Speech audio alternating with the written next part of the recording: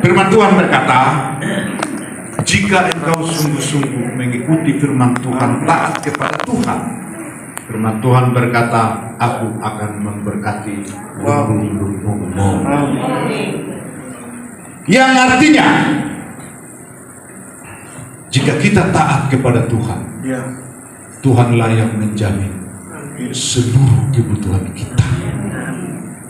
Karena saya percaya banyak pergumulan yang kita gumuli, termasuk kebutuhan kita.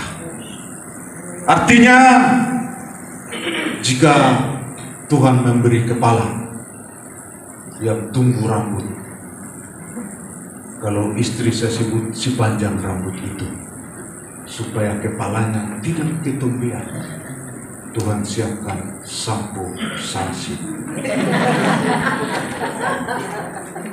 Artinya kebutuhan kita yang paling kecil pun Tuhan siapkan, asal kita taat kepada Tuhan. Beri kemuliaan bagi Tuhan yang luar biasa. Baik Pak Alex, terima kasih di sesi yang ketiga. Sudah lumayan tenaga nasi yang kemarin sudah berguguran pelan-pelan. Tapi Pendeta Benjamin bilang, kalau lapar Pak Nababan menyanyi. Ada metode baru. Jika saudara lapar, menyanyilah. Entah menyanyi dalam hati, menyanyi dengan suara, menyanyilah. Saya teorikan, saya langsung praktekkan. Ternyata menyanyi itu membuat kita kenyang. Terima kasih Pak Alex di sesi ketiga. Saya melihat Pak Benjamin aja saya sudah kenyang.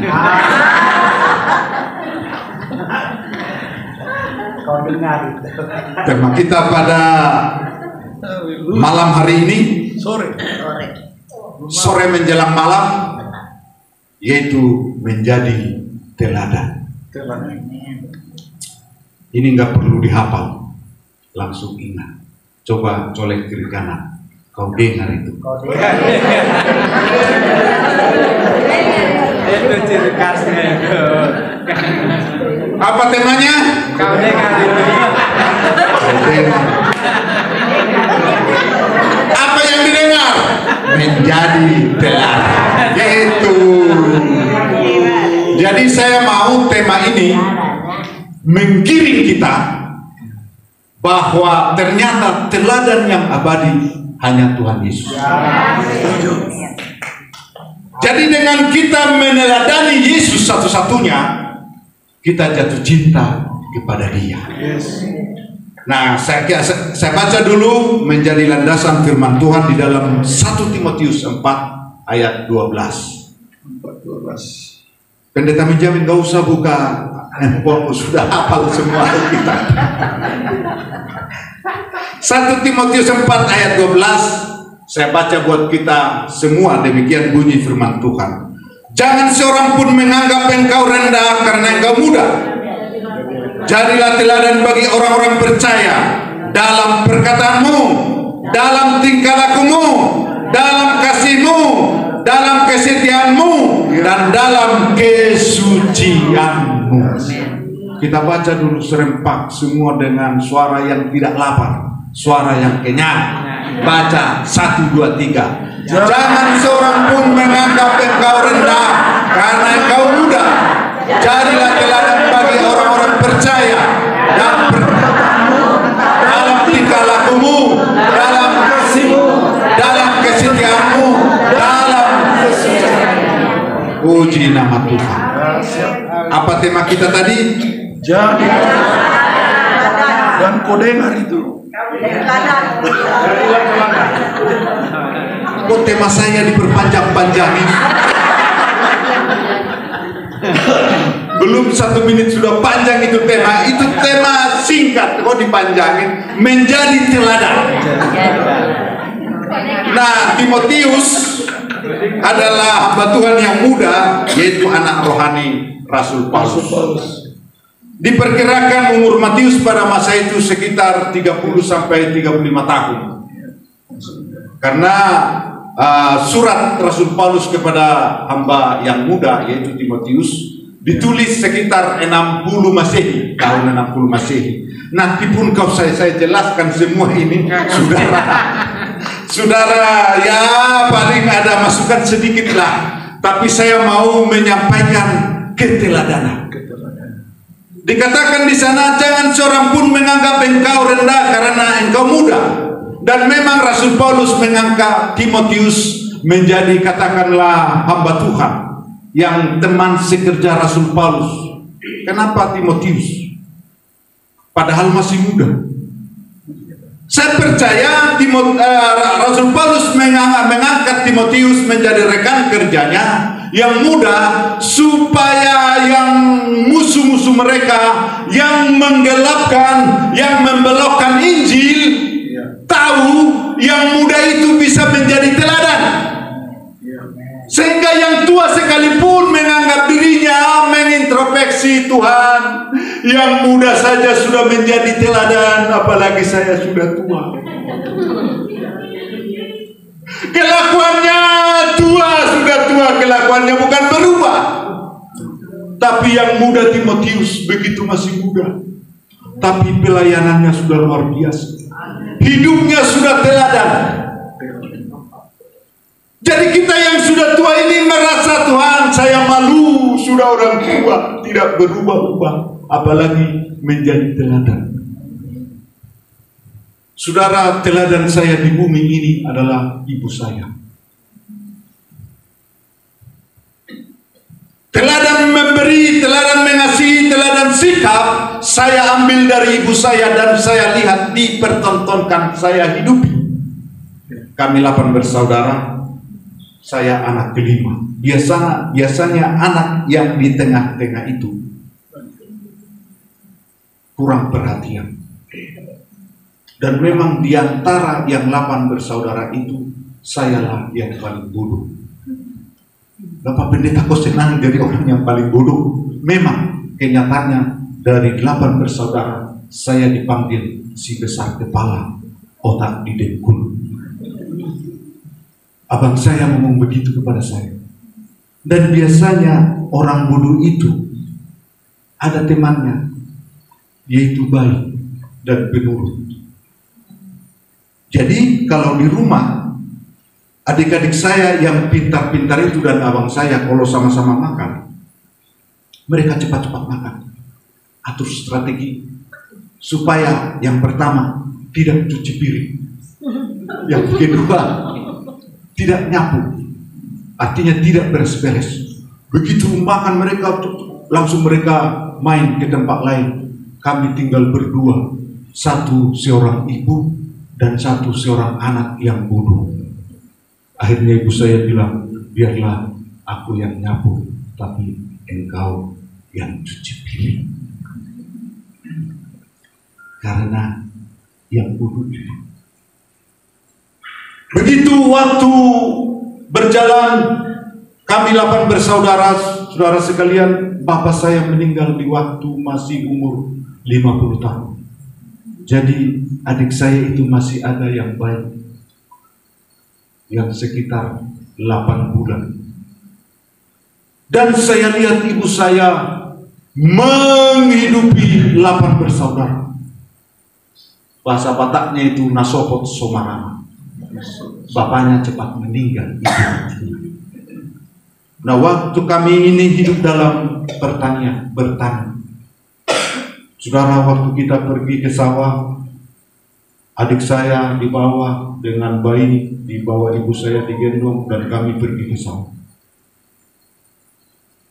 Ternyata ibu saya ini luar biasa. Waktu adik saya menangis, ibu saya itu tahu loh apa yang dimaksud oe yang begitu. Kita bingung. Begitu dia oe, langsung didekati adik saya yang paling bontot, yang paling kecil. Ternyata sedang keluar yang kuning-kuning itu.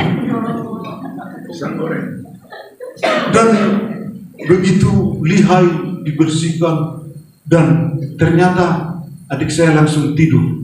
Berarti dia terganggu karena kuning-kuning itu. Begitu sebentar lagi jam 12, oe lagi. Ternyata adik saya itu lapar. Dan langsung dibukalah yang dua itu. Dan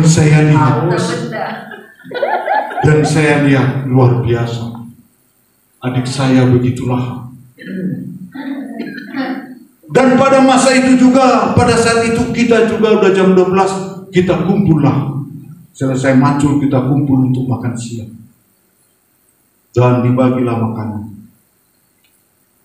Karena orangnya banyak, nasi terbatas, harus habis dibagi pada masa itu, tidak ada stok. Jadi kalau 5 piring, ya nasi itu dibagi 5 pas.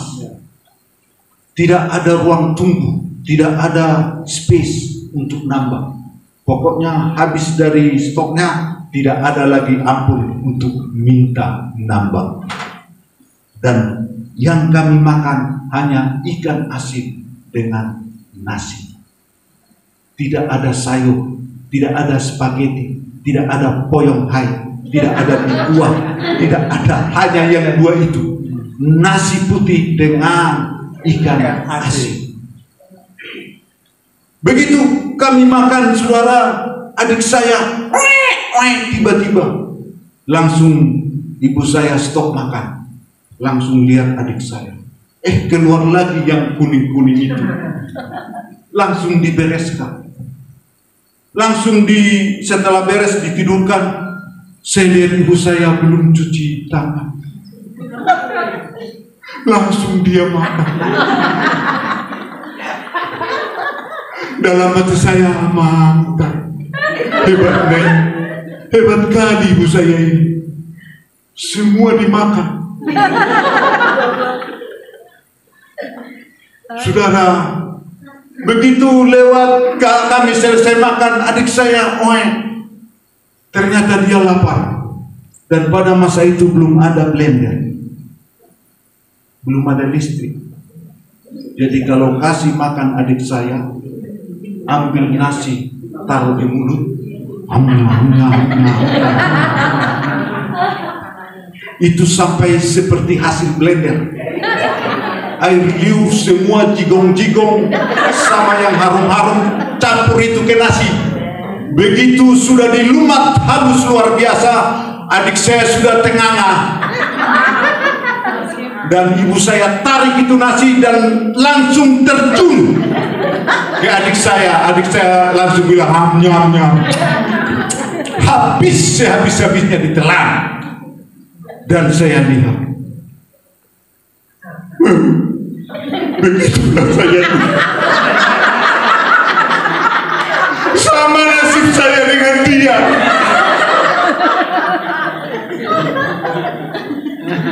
Dan ibu saya itu nggak pernah sikat gigi,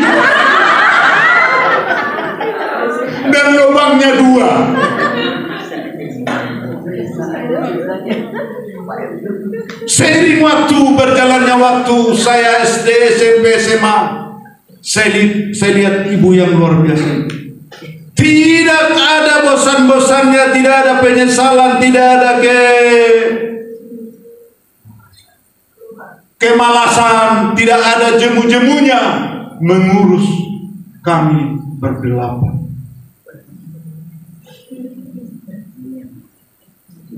Dalam kemiskinan, keterbatasan, dia tetap semangat bersukacita. Bahkan kadang-kadang kurang nasi, sehingga dia kurangi jatahnya untuk memberikan ke adik saya.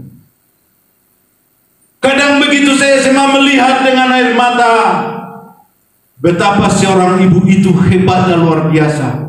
8 anak bisa diurus. Pertanyaannya, apakah satu ibu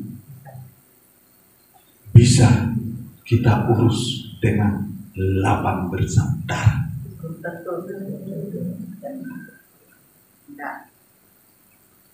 Bahkan ada ibu yang kecewa seolah-olah tidak punya anak, padahal anaknya 1 lusin 12. Saya banyak berbicara dengan pendeta Othniel. Mama mertuanya ada di rumah beliau. Umur berapa Pak Pendeta? 87. Setelah saya mendengarkan itu, saya berdoa tanpa didengar pendeta Othniel, mendoakan beliau, berikanlah dia kekuatan. Karena mengurus orang tua itu butuh hikmat daripada Tuhan. Ibu saya di umur 76, sebelum dia dipanggil Tuhan umur 76, dia lebih lama di rumah saya. Anak yang bodoh itu. Karena dialah yang cocok dengan hidupnya. Dialah yang cocok dengan saya. Anak yang bodoh. Ibunya bodoh. Dan waktu itu saya sedang dibully, sering dibully dengan abang saya. Badanmu yang gede, otakmu didengkul. Saya perhatikannya, saya apa saya? Ini apa di sini ya gitu. Nggak pernah pindah sampai sekarang. Tapi begitu gampang orang otak pindah ke dengkul. Berjalanlah terus sering waktu sampai sekarang. Dan waktu saya dibully orang bodoh, ibu saya bilang begini, gak apa-apa, itu anak saya. Walaupun bodoh itu tetap anak saya. Hanya itulah yang membangun saya. Makanya gak apa-apa, bodoh gak apa-apa. Sehingga orang bodoh pun bisa bangga dibuat seorang ibu. Dia bilang, kau bodoh pun tetap anak saya. Itu hidup saya menyala kembali. Dan setelah ibu saya ngomong begitu, dia bisikin saya, tapi jangan lama-lama bodoh.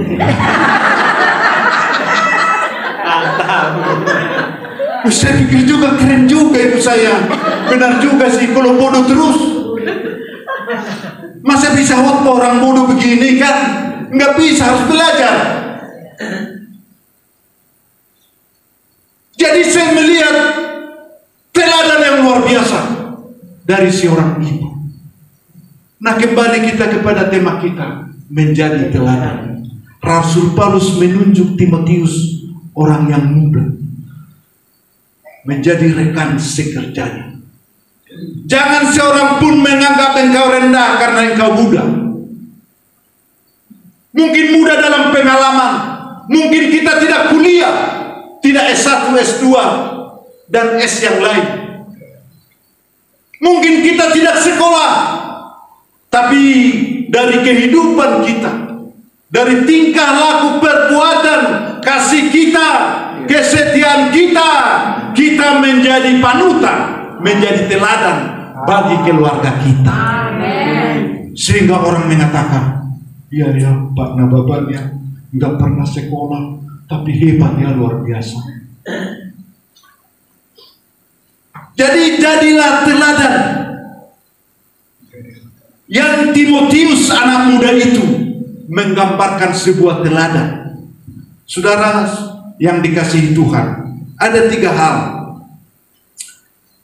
yang harus kita kerjakan untuk membuat satu kreasi. Supaya kita menjadi teladan, kita harus memahami, mengembangkan diri. Yang pertama, kreatif. Lah kalau kita datang ke tempat ini, kita harus memacu diri kreatif. Jadi tidak berdiam diri, ciptakan, ada kreativitas. Tidak pemalas. Orang yang kreatif tidak hidup dari perkataan orang. Artinya kalau kita kreatif, menghindari gosip-gosip. Walaupun kata-kata orang itu seperti apapun, kejinya kepada kita tidak mempan. Karena kenapa? Kita sedang berkreasi. Pikiran kita sedang mengerjakan satu kreasi. Kalau merasa kurang dalam pengetahuan, seperti saya orang bodoh, selalu dikatakan orang bodoh, bekerjalah supaya lebih keras, supaya tidak bodoh. Yang ketiga, supaya kita menjadi panutan, ciptakan satu kehidupan yang inovatif. berinovatif, ada tindakan melakukan, menciptakan sesuatu. Jadi orang percaya kepada Tuhan itu supaya panutan, dia punya inovasi. Apa jalan keluarnya? Jangan suami mati lampu di rumah, mengadu ke lurah, Pak Lurah tolong lampu saya mati. Panggil Pak Lurah. Suami tidak ada inovatif, enggak ada mencari jalan keluar, enggak ada satu pemikiran, belajar. Dan yang ketiga, partisipatif, berpartisipasi, berguna bagi orang lain, mendukung.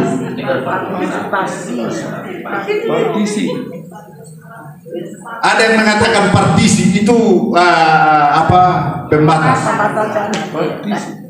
Yang artinya kita berguna bagi orang lain. Itulah yang menjadi teladan, supaya kita menjadi teladan. Nah, dalam pembacaan kita untuk berpartisipasi, partisipasi, udah betul ya? Berguna. Dikatakan dalam Matius pasal 5 ayat 13, kamu adalah garam dunia. Jika garam itu menjadi tawar, dengan apakah ia diasinkan? Tidak ada lagi gunanya selain dibuang dan diinjak orang. Berguna bagi orang lain. Kalau saya tanya kita hidup enggak? Jangan takut hanya ditanya hidup. Hidup enggak kita? Hidup. Yakin dong kita hidup. Apa tanda-tandanya kita hidup? Bernapas. Puji Tuhan, dia bernapas. Dulu saya tambal ban. Waktu anak muda saya tambal ban. Semua lubang saya tambali. Iya, ban bocor. Ban yang bocor itu berlubang kan saya tambal. Saudara, kompresor itu bernapas. Tapi dia mati. Gambaran hidup yang mau saya sampaikan adalah berguna bagi orang lain. Nah, pertanyaannya, apakah kita sudah berguna bagi orang lain? Inilah panutan, inilah teladan yang perlu saya sampaikan. Jika kau seorang istri, apakah kau berguna bagi suamimu dan bagi anak-anak? Berguna yang saya maksud adalah berguna mendatangkan sukacita, bukan mendatangkan kesenangan. Janganlah kita berguna hanya menyenangkan, tapi bergunalah kita untuk memberikan sukacita. Karena sukacita itu hanya berasal dari Tuhan, tapi kesenangan hanya pengaruh sesuatu untuk menyenangkan kita. Setelah hidup pengaruh itu, kesenangan kita itu hilang. Contoh, kalau kita beli mobil Pajero terbaru, kita senang karena Pajeronya. Begitu datang new Pajero, sudah tua itu mobil kita, hilanglah kesenangan kita. Itu namanya senang. Tapi sukacita, bukan karena engkau mempunyai segala-galanya engkau sukacita. Bahkan sakit sekalipun engkau berkata, Tuhan itu baik. Itu artinya sukacita. Beri kemuliaan bagi Tuhan. Baik, untuk ini sebenarnya khotbah 3 jam. Tapi karena kita puasa, saya tambahi 1 jam menjadi 4 jam. Teladan hidup menjadi teladan. 4 hal yang perlu saya sampaikan. Apa yang perlu kita diteladani? Dikatakan pembacaan kita tadi, jangan seorang pun menganggap engkau rendah karena muda. Artinya kita harus memberi teladan supaya kita hidup benar-benar hidup, jangan asal hidup, sehingga kita memberikan hidup kepada orang yang sedang hidup, supaya memberikan kehidupan kepada orang lain. Itulah yang namanya hidup di dalam Tuhan. Nah, teladan yang pertama yaitu teladan dalam perkataan. Firman Tuhan berkata dalam Kolose pasal 4 ayat 6, hendaklah kata-katamu senantiasa penuh kasih, jangan hambar, sehingga kamu tahu bagaimana kamu harus memberi jawab kepada setiap orang. Kita adalah makhluk sosial. Kita bersosial, tentunya kita banyak bicara, banyak berkomunikasi sesama manusia, yaitu berkomunikasi. Yang pertama dalam tema kita menjadi teladan, yaitu apa yang diteladani? Teladan dalam perkataan. Hendaklah kata-katamu senantiasa penuh kasih, jangan hambar, sehingga kamu tahu bagaimana kamu harus memberi jawab. Ada banyak orang berkata-kata dulu, baru dipikirkan. Orang sudah berdarah-darah dari perkataannya, apalagi di media sekarang. Sekarang sudah bisa berantem online melalui media. Itulah canggihnya zaman ini. Jadi lawannya di kota Pematang Siantar satu, di Surabaya satu, mereka bisa berantem gawat luar biasa sampai bunuh-bunuhan melalui media. Ci, dari dulu napasmu bau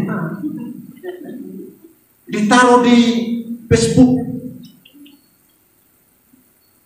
Banyak kita berpikir, berkata-kata dulu baru dipikirkan.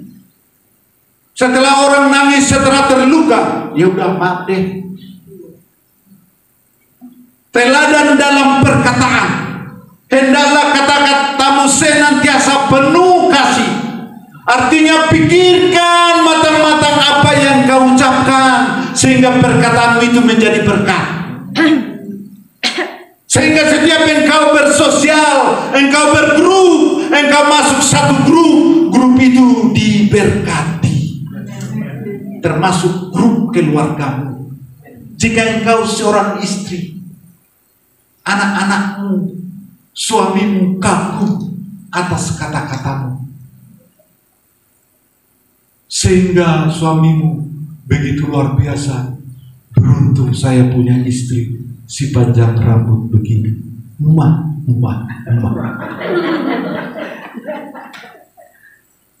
Ya kan begitu. Suami saya nggak pernah puji saya. Dulu sih kaulah bulanku, kaulah bintangku. Dulu. Ya kata-katamu sih ngomong-ngomong dulu tidak dipikirkan. Suaminya sudah habis babak belur, sudah menyendiri akibat kesedihan kata-kata istrinya. Pak Pendeta, di rumah saya kayak neraka. Sudah kau turun neraka, belum datang neraka, kok di rumahmu ada neraka? Hingga Pak Pendeta, istri saya dari terbit matahari sampai maksudnya, dia ngomong terus Pak Pendeta. Saya ngomong 1, dia ngomong 900. Ya tambahin aja supaya 1000. Saya bilang, Pak Pendeta enggak serius katanya. Teladan dalam perkataan. Makanya berucap itu pikirkan, taruhkan kasih dalam setiap perkataanmu, sehingga saudara menjadi teladan dalam perkataan, dan saudara dirindukan banyak orang. Tadi Sili mengatakan, kirim salam ya pada Pak Tobi. Sili nggak datang kirim salam dia. Saya datang nggak disalam. Tapi saya tahu hati beliau. Perkataan. Makanya saudara, saya kadang amati ya, kalau dalam satu grup, saya jurusan pastoral konseling. Jadi dari perkataan orang pun, saya sudah belajar siapa orang itu. Nah sebenarnya kalau kita memiliki tingkat pengetahuan bagaimana berbicara beretika, sebenarnya kadang-kadang orang tidak sadar mengucapkan, mengeluarkan penyakitnya.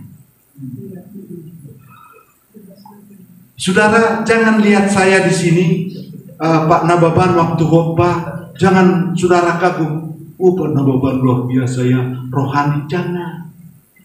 Jangan percaya dulu. Jangan lihat kebaikan saya waktu saya melayani. Supaya saudara tahu saya, tinggallah di rumah saya 6 bulan.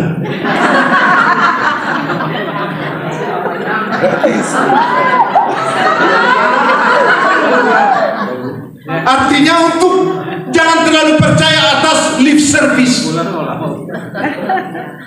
Begitu kita lihat, oh santun luar biasa. Karena kita ini sebenarnya yang paling dominan mata, pikiran, dan hati. Kita ada beberapa secara psikologis, ada beberapa pribadi yang hanya dominasi mata. Banyak biasanya ibu-ibu itu.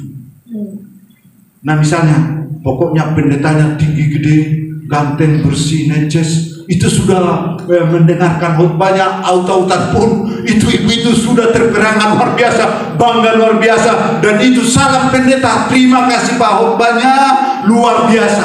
Padahal dia hanya melihat pendetanya keren. Nah ibu yang model begitu saya tanya, Bu tadi tema khotbahnya apa? Tidak tahu.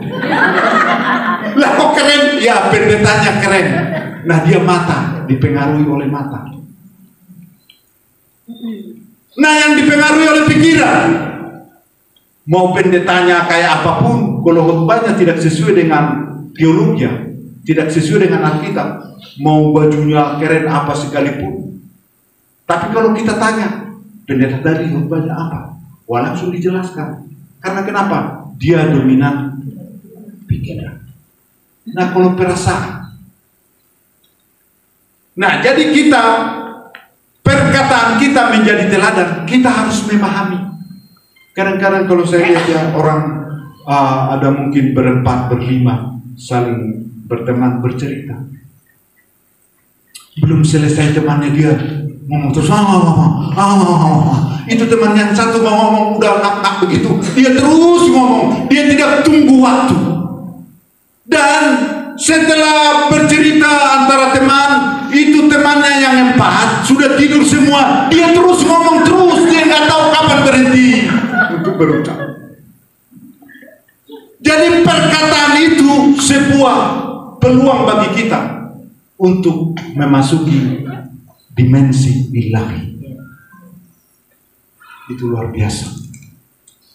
Kalau kita, perkataan kita senantiasa penuh kasih, berarti kita sedang memasuki dimensi ilahi untuk menyampaikan teladan perkataan dari Tuhan Yesus. Beri kemuliaan bagi Tuhan yang luar biasa.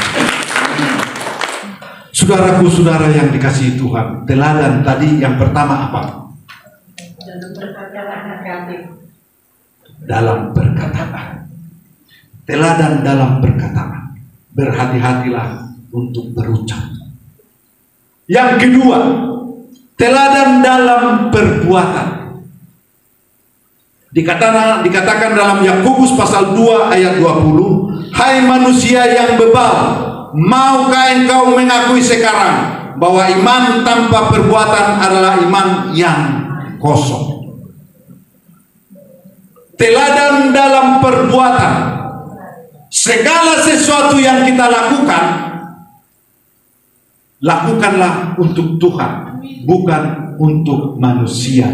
Itulah dasar apa yang semua kita lakukan. Mau kita bekerja, bekerjalah hanya untuk Tuhan. Kalau engkau bekerja di perusahaan, kerjalah dengan yang terbaik, karena engkau hanya kerja untuk Tuhan. Itulah dasar perbuatan kita. Kita bekerja dengan iman. Bukan memang gaji perlu, tapi segala sesuatu yang kita lakukan karena iman kepada Tuhan. Salam ibu-ibu. Ini suara lapar apa suara? Salam ibu-ibu. Saya kadang-kadang kalau pergi ke mall, saya sebenarnya betah di mall bukan karena apa-apa, bukannya belanja. Kalau di mall itu selalu dia bilang begini, para budiman yang datang mau belanja, yang kami hormati, bapak-bapak, ibu-ibu, selamat datang di mall kami. Kami sudah siapkan belanja diskon 30% dan berbagai macam-macam barang yang harganya sangat murah, dan silakan belanja bapak-bapak, ibu-ibu. Selamat siang, umah. Itu menyenangkan perkataannya itu. Padahal ke mall tidak bawa duit, jadi segar hati kita. Saya waktu ke BCA, Bank Sentral Asia, begitu saya sampai di pintunya itu, langsung saya disambut. Tidak tunggu waktu, tidak tunggu apa-apa. Selamat pagi Pak. Dengan tangan yang begitu santun luar biasa, wajah yang sendu luar biasa.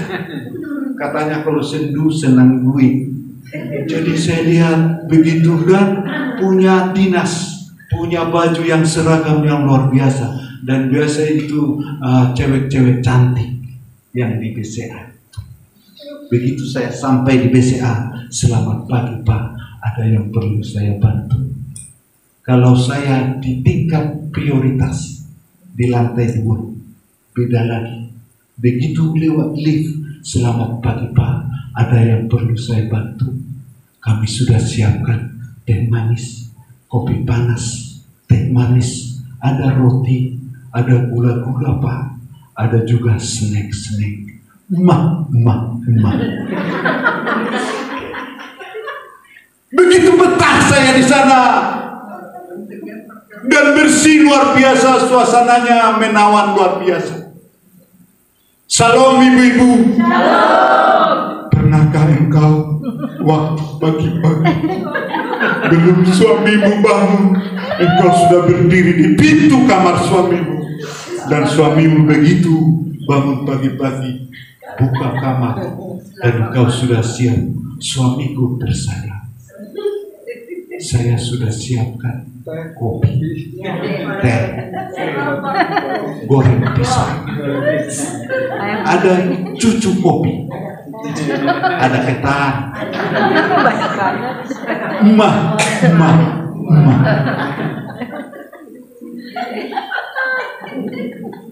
Masa BCA kalah dengan kita? Masa mall kalah dengan di rumah kita? Ciptakanlah, berinovasilah, kreatiflah sebagai ibu-ibu. Kalau kami makan di warteg, kami bapak-bapak di warung Padang, kadang ibu yang di warung Padang itu, Bapak ada mau perlu tambah? Sudah kita bayar, sudah kita makan, kita bayar pulang. Dan kita juga mengatakan terima kasih Bu. Bapak-bapak di restoran menyatakan terima kasih kepada tukang warung. Hai bapak-bapak, udah pernah enggak dari masakan istri? Dia masak, istri kita itu sudah bau bawang, andaliman, garam. Hanya kurang garam aja engkau ngomel. 30 tahun kita menikah, untuk taruh garam aja engkau tidak bisa, sehingga perkataanmu menyakitkan. Kalau kurang garam tambahin air, kalau kebanyakan garam tambahin air, kalau kurang garam tambahkanlah garam. Kita suami kalau makan di meja, ada istri, ada anak, ada suami. Anak bilang begini, mama ini makan kurang garam. Suaminya bilang, mama ini masakan kelebihan garam. Yang satu kelebihan garam, satu kekurangan garam. Sehingga istri kita itu pergi keluar rumah, duduk di bawah pohon nangka dan merenungkan, Tuhan, ini manusia apa yang gue ini? Yang satu kurang garam, yang satu kelebihan garam. Pernahkah kita setelah kita dimasakin, hei suami mengatakan, begitu kita kenyang, sayang, terima kasih ya, masakanmu masakan yang terhebat di dunia.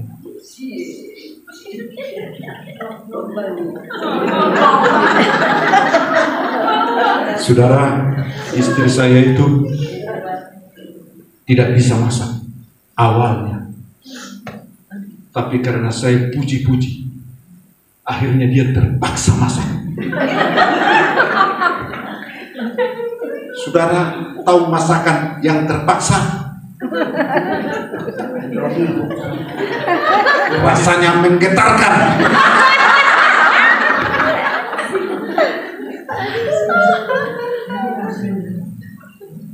Perbuatan kita didasarkan oleh iman.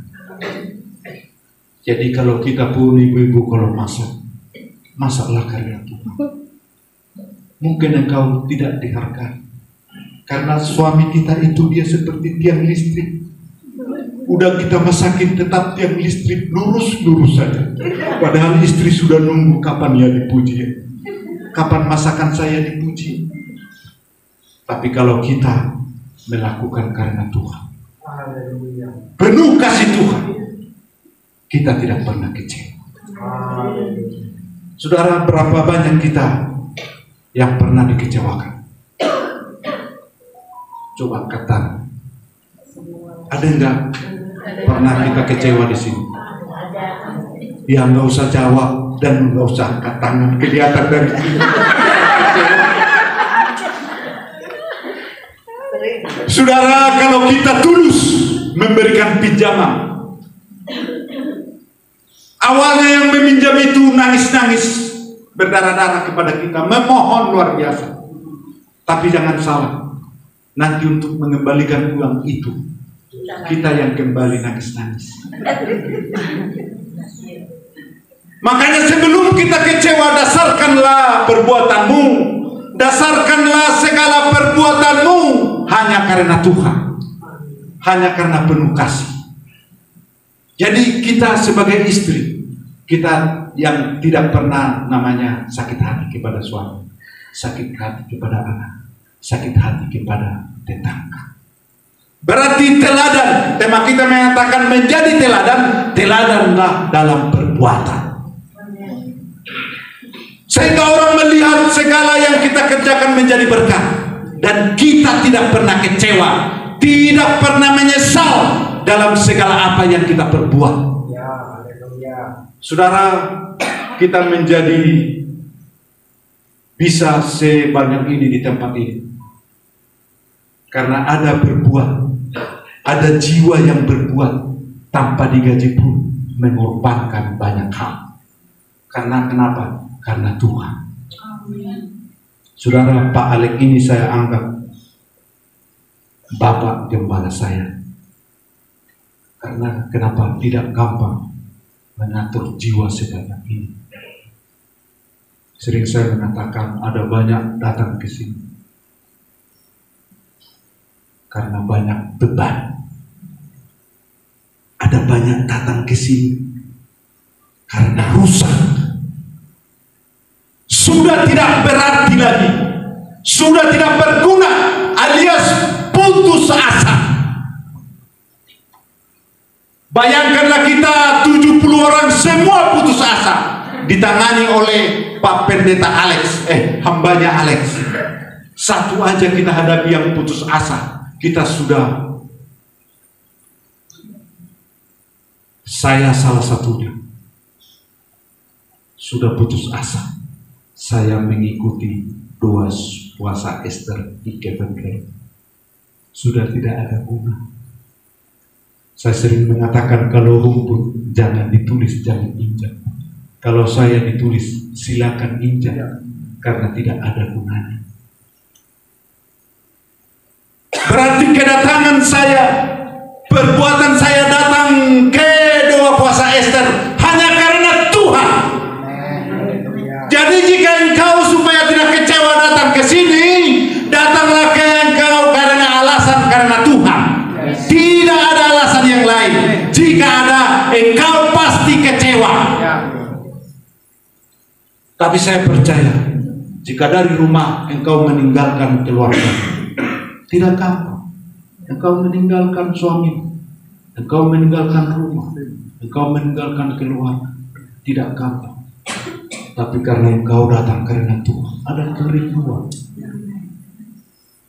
Engkau dengan semangat.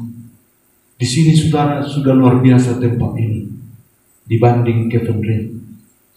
Waktu saya di Kevin Ray, saudara, yang pertama itu, saya pikir semua yang 2 puasa itu sudah setingkat malaikat. Makanya waktu saya datang pertama itu, saya happy luar biasa. Begitu masuk kamar, saya masuk kamar yang satu, Pak, sudah penuh, sudah nggak ada tempat tidur. Saya pindah lagi, saya pindah ke kamar Deborah, Pak, sudah penuh, sudah nggak bisa lagi. Saya pindah lagi ke kamar Petrus, semua Deborah, Petrus, Yohanes, semua penuh, tidak saya diterima. Akhirnya saya mengadu ke Pendeta Berti. Dan waktu pertama sekali kita ngomong kepada yang sudah ikut 2 puasa, Pak Bapak ikut 2 puasa hari pertama, pingsan saya 3 kali. Bukan saya diberkati, malah saya takut luar biasa. Saya Bapak, waktu saya ikut 2 puasa, pusing-pusing, muntah-muntah, sehingga waktu pertama saya ikut 2 puasa bukannya berkat, saya gemetaran. Tuhan, bagaimana ini? Tapi karena saya datang karena Tuhan, saya bilang mati pun tidak apa-apa, karena sudah habis harapan. Ternyata waktu kita habis harapan, kita fokus kepada Tuhan. Segala sesuatu dalam segala perkara, Tuhan turut serta untuk mendatangkan kebaikan. Jangan berprasangka buruk. Mau kau dikata-katai pada kesempatan ini, orang bentuknya enggak jelas, kurus lagi, modelnya si miskin, tidak ada harapan. Jangan dengar.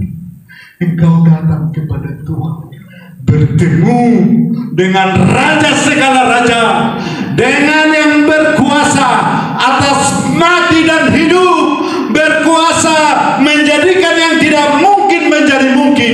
Itulah yang kita temui di tempat ini. Kalaupun kamarmu tidak menyenangkan, pikirkanlah saudara datang kepada Tuhan. Dulu saya masuk ke tempat ini, teman saya ngoroknya luar biasa. Jadi sudah tidak ada tempat. Akhirnya saya tahan. Saudara, 2 jam pertama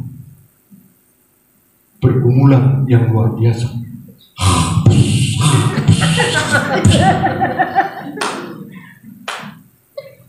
Saya menyesuaikan diri, dan saya di 2 jam pertama itu berada dalam doa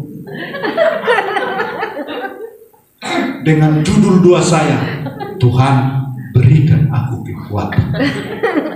Mungkin sudah berdoa 2 jam, Akhirnya karena kelelahan saya tidur juga.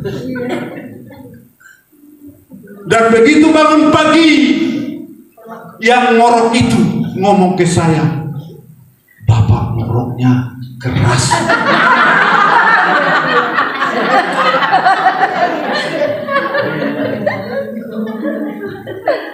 Begitu saya dengarkan, saya duduk termenung. Tuhan, ampuni doa yang sudah saya sampaikan. Saya tarik mundur, saya batalkan. Jangan berprasangka.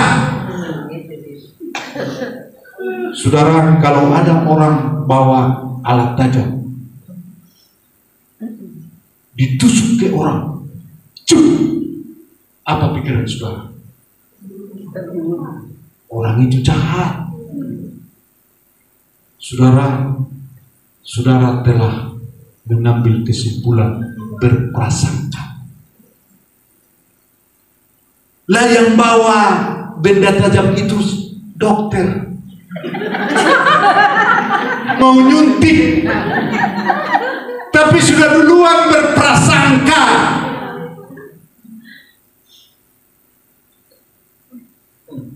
Saudara, teladan dalam perbuatan, jangan berprasangka.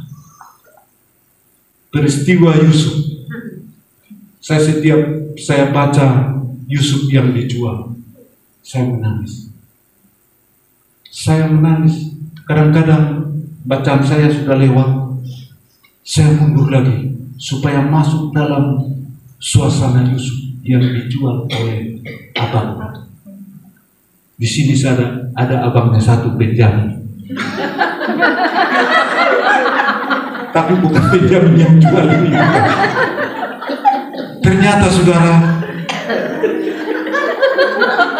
Yusuf itu dijual bukan karena tetangga, abangnya sendiri. Kalau saya Yusuf, saudara, begitu saya berhasil, itu saya gantung itu abang saya semua satu persatu. Dan juga Tante Poti yang memfitnah Yusuf. Cup, sini cup. Disangkanya Yusuf untuk berbagi sesuatu. Ternyata berbagi yang lain. Akhirnya Yusuf kabur. Dan memfitnah Yusuf. Yang pertama, Yusuf dijual. Nyata-nyata dijual. Kedua, difitnah. Nyata-nyata difitnah. Sehingga Yusuf masuk penjara. Dan endingnya, Yusuf ada di istana Firaun. Orang kedua. Pertanyaannya, apa yang mengantar Yusuf sampai ke istana Firaun? Ya, tapi yang pertama yang tadi mengantar dia ke istana Firaun karena dia dijual abangnya. Yang kedua karena dia difitnah oleh Tante Poti.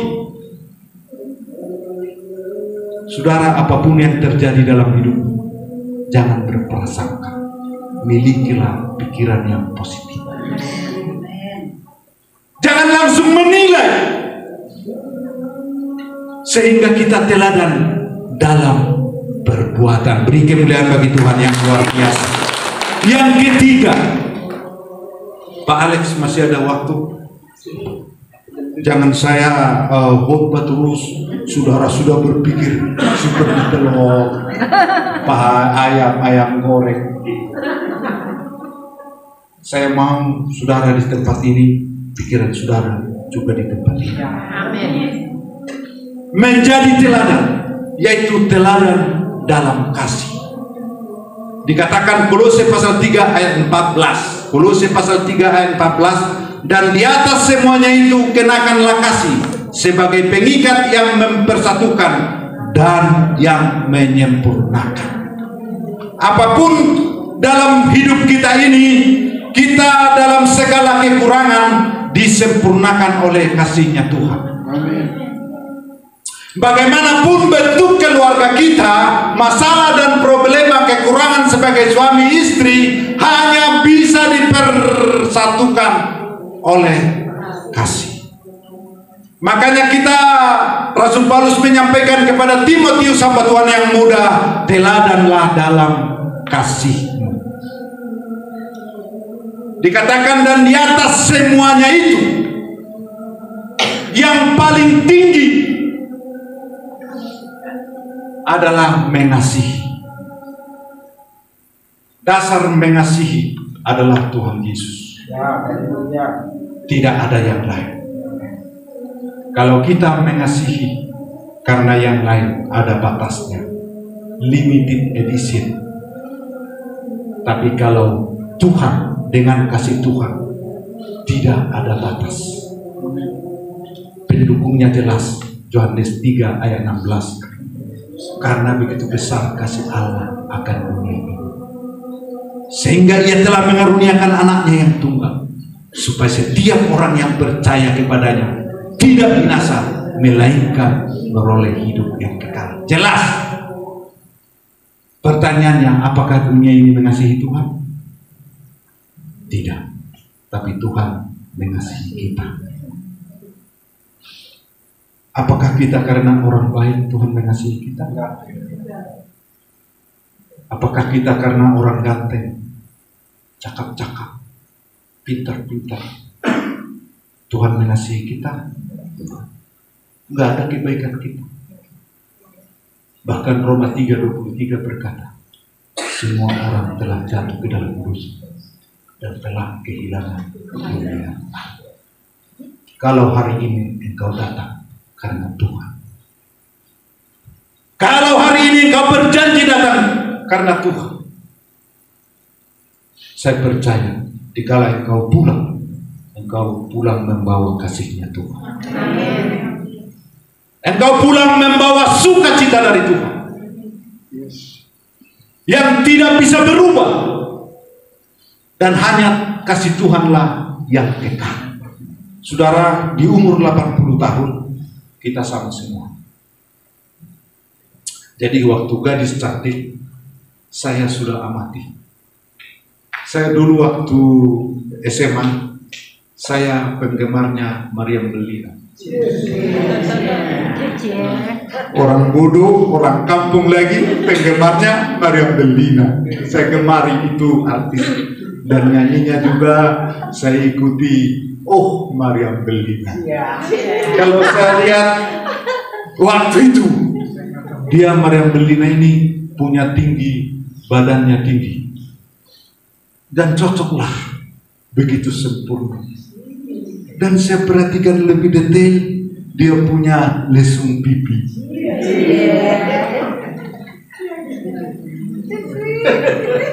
Sekitar 2 tahun yang lalu, saya lihat dia di suatu tempat. Itu yang dulunya lesung pipi sudah kayak riong, seperti lubang, dan melar kemana-mana. Bentuknya tidak jelas. Berarti kecantikan ada batas. Segala sesuatu ada batasnya. Tapi cinta Tuhan kekal sampai selama. Istri saya, saudara, saya sekarang 58. Dia beda 5 tahun dengan saya. Berarti dia sekarang 55. Saya 59. Saudara, waktu dulu saya jatuh cinta kepada dia. Satu hari tidak ketemu, di mana ya dia? Kalau saya diperhatikan pada masa itu seperti orang gila. Kadang saya lihat dia, saya ketawa, padahal ingat dia. Saya lihat sesuatu, hati saya berbunga-bunga, padahal ingat dia. Rano Karno bilang, malu aku malu. Dan ada lagunya lagi. Kopi Mesa. Diganti Rano Karno. Nah, sudah ganti. Dan saya heran ada nyanyinya juga, jatuh cinta berjuta rasanya. Jatuh cinta berjuta rasanya. Dan ada juga yang aneh, memang saking anehnya, katanya tai kuda rasa coklat. Seumur-umur mau jadi coklat itu saya tidak akan makan. Tapanya orang jatuh cinta. Begitu saya lihat istri saya di umur sekarang, saya sering mengatakan orang yang muda dengan orang yang tua beda. Ternyata waktu kita makin tua, itu kelep kita itu makin renggang. Jadi tidak kompresi lagi. Di dalam kompresor itu ada namanya tekanan. Jadi waktu ngorok muda, ngoroknya begini, selesai. Tapi kalau sudah rusak itu klep, ngoroknya begini.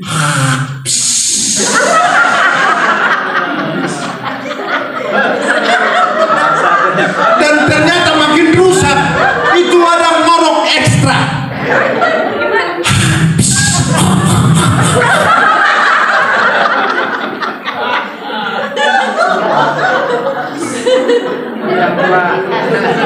Dan kalau saya lihat istri saya, kadang istri kita itu kan tidur terentang, tenganga, kata orang Manado tenganga ya, mangap begitu. Begitu saya bangun saya lihat, puji Tuhan. Saya mulai perhatikan, Tuhan berilah aku kekuatan hidup bersama dia.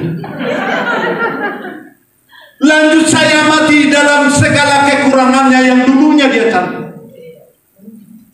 Saya renungkan beberapa tahun sampai hari ini saya hidup dengan dia, berbagai-bagai masalah. Saya ingat Tuhan. Dan saya ingat saya menikah bukan siapa-siapa, tapi karena Tuhan. Segala kekurangannya itu saya dasarkan atas kasih karena Tuhan. Sehingga apapun dia bentuknya sekarang, kalau orang sih lihat istri saya luar biasa ya, pantasan suaminya pendeta, pasti suaminya baik. Orang istrinya tambun begitu, ternyata istri saya melebar ke kiri, ke kanan, ke depan, ke belakang. Setiap saya pegang tubuhnya seperti pegang bantal semua. Makin tua aku makin sayang sama dia. Saudara, awalnya saya doa ikut puasa pergumulan saudara. Saya ikut doa puasa itu, tantangan yang paling besar adalah istri. Waktu pertama-tama, ngapain begitu-begitu aja. Oh, hati kita pedih sekali. Sakitnya di mana? Bukan, seluruhnya sakit. Ngapain doa puasa? Gitu-gitu aja. Tapi saya tekad, saya pergi walaupun diomongin. Beberapa kali pulang tetap. Terakhir dia bilang, "Wah, gak usah pergi doa puasa, saya sendiri ditinggalkan." Dulu dalam hati saya pren. Nah sekarang setiap minggu kedua saya diingatkan, "Pak, ini bajumu, ini sabunmu, jangan sampai lupa ya, ikut doa puasa."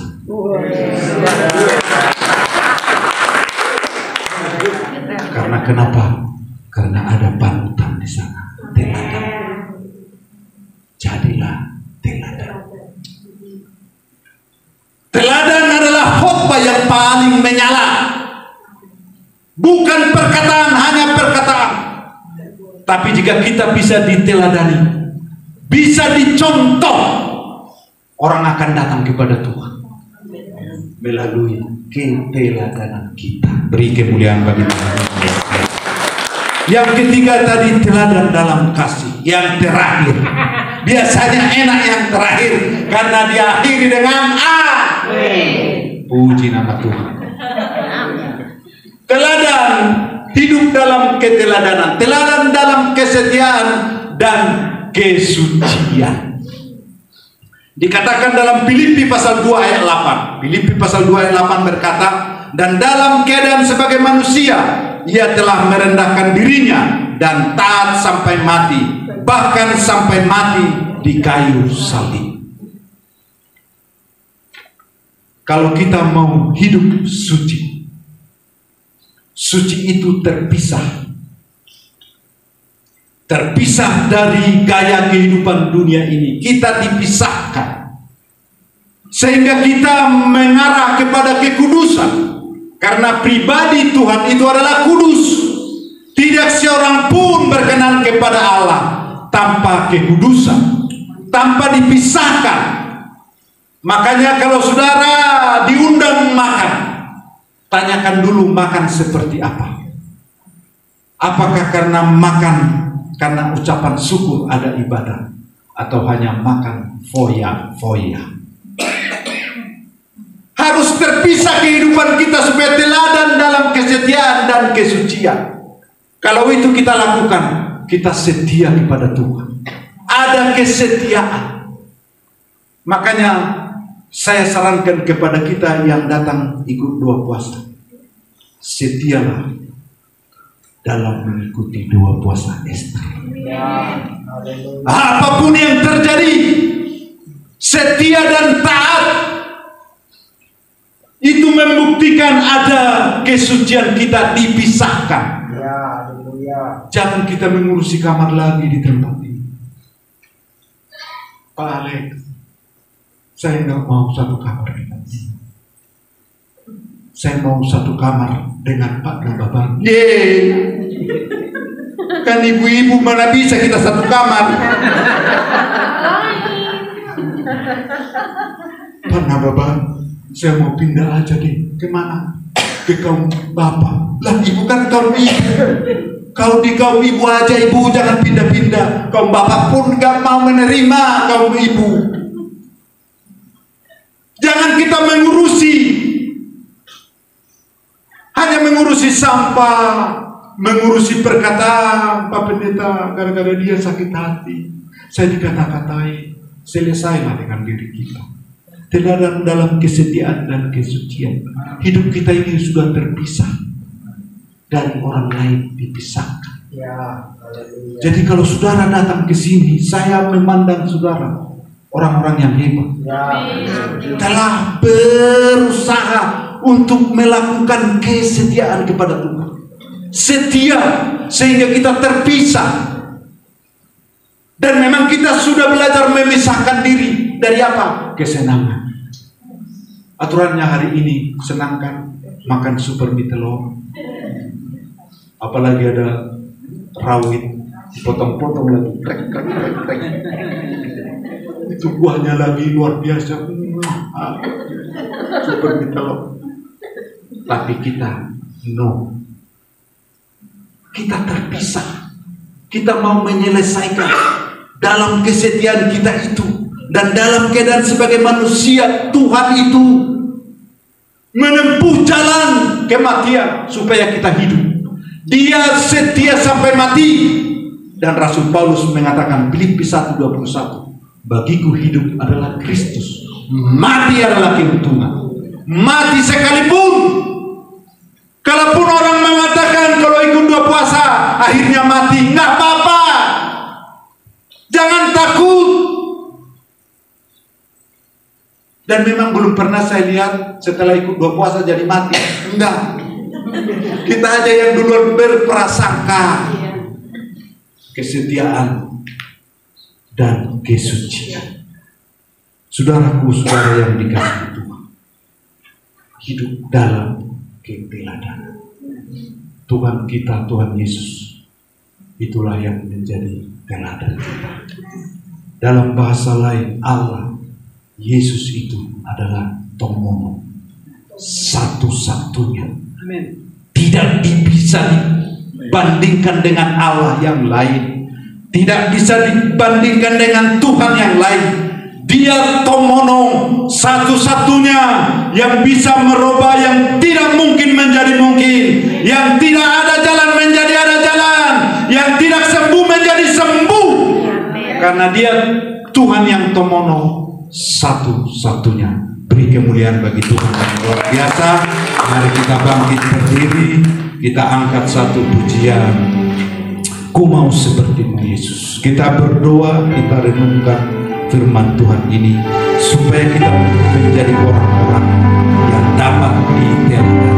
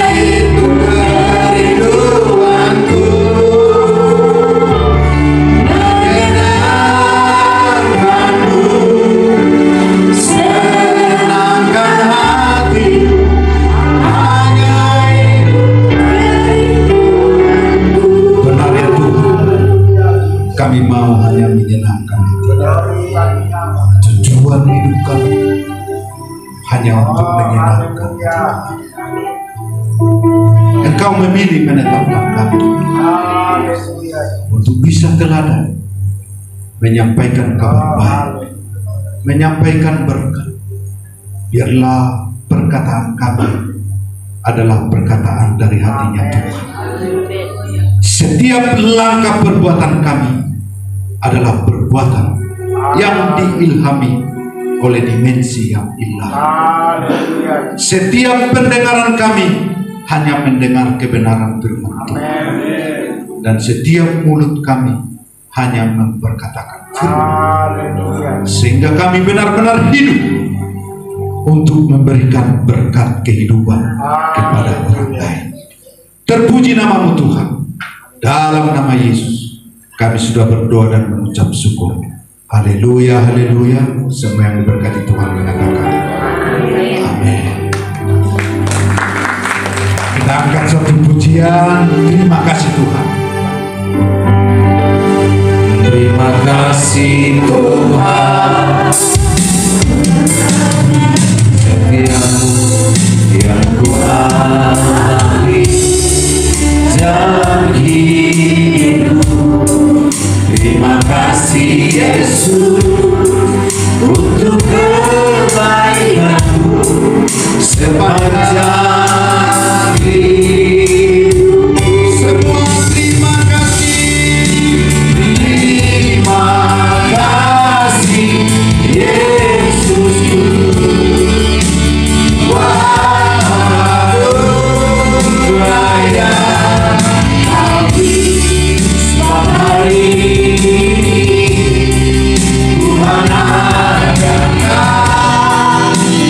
Sure.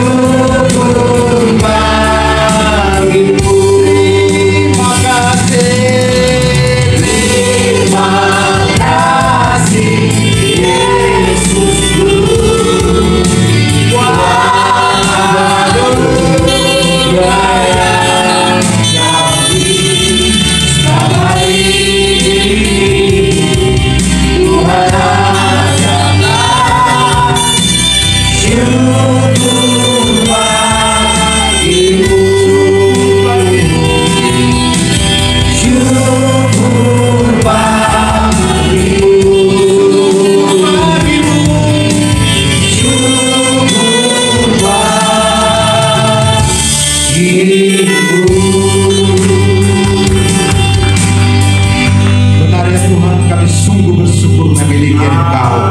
Hati kami bersuka cita selalu di dalam Tuhan. Biarlah firman menjadi kekuatan bagi hidup kami. Kami bersyukur, kami berdoa untuk memuliakan Tuhan. Dan olehnya semua kami yang hadir pada kesempatan ini tidak terkecuali Engkau memberkati kami, Engkau meneguhkan firman-Mu sehingga kami menjadi teladan dan segala pergumulan kami dijawab oleh Tuhan. Kalau tidak ada jalan, Tuhan membuka jalan bagi kami. Jika kami dalam keadaan sakit, Tuhan yang menyembuhkan dalam nama Yesus. Olehnya saudara yang dikasihi Tuhan, arahkanlah hatimu kepada, angkatlah kedua tangan, pulanglah membawa berkat dari Allah Bapa, pertolongan kasih-Nya di dalam Yesus Kristus, serta persekutuan dengan Roh Kudus yang menuntun kita dalam segala kebenaran sampai Tuhan Yesus datang kedua kali. Dan di dalam nama Tuhan Yesus kami akhiri sesi ketiga pada malam hari ini. Haleluya, haleluya. Semua yang diberkati Tuhan mengatakan amin. Berikan kemuliaan bagi Tuhan yang luar biasa. Silakan duduk.